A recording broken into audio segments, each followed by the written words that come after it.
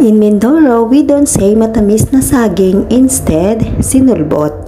So, naalala ko nung pumapasok ako, mura pa lang yung ganito, 2 piraso, ay piso lamang ang halaga. So, ngayon, medyo mahal na. Nag-arnibal nga pala muna ako ng asukal at ito yung first time kong magluto ng sinulbot. Kalimitan ay nilalagyan ko lang siya basta ng asukal at ngayon eto na. Kaya medyo kinakabahan ako at hindi ko alam kung paano ba mag-arnibal ng asukal kapag luluto ng ganitong saging. At nung medyo magbuo-buo na nga siya, kala ko hindi siya matutunaw pa. Pero after a minutes, naging okay naman yung resulta. Akala ko ganyan na talaga siya na buo-buo. So, nilaga ko nga pala yung saging ng mga ilang minuto lamang para medyo malambot-lambot na siya. At ito na, no, medyo ganito na caramelize na yung ating asukal, ay inilagay ko na yung saging. Yan, that's the perfect timing ng paglalagay ng saging kapag kaganyan na yung mixture niya. And inilagay ko na yung nilaga akong saging ng kaunti, yung medyo half cook lang ang pagkakalaga kasi lulutuin pa naman yan pagkalagay ng asukal.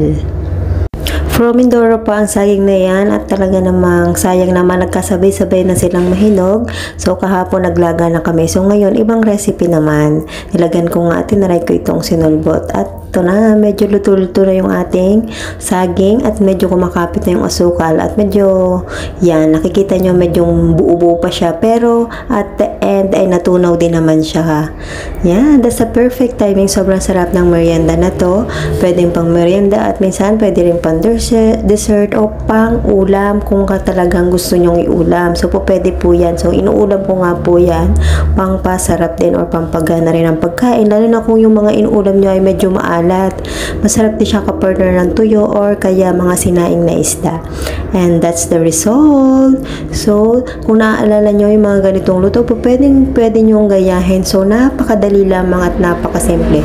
Yung asukal ay pwede nyong gawin ay depende sa dami ng saging na ilalagay nyo. So, ginamitan ko to ng kalahating kilong asukal lamang. And that's it. So, kain na po tayo.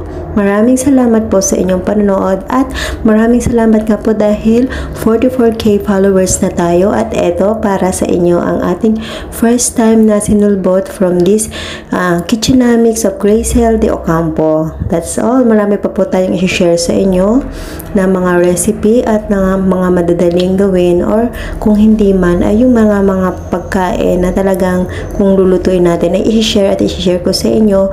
Kung hindi po kayo mga marurunong gumawa o magluto, wag po kayo matakot magluto. Kung hindi po kayo marunong, try lamang hanggang sa matuto po kayo dahil ganun talaga ang buhay. That's all. Thank you!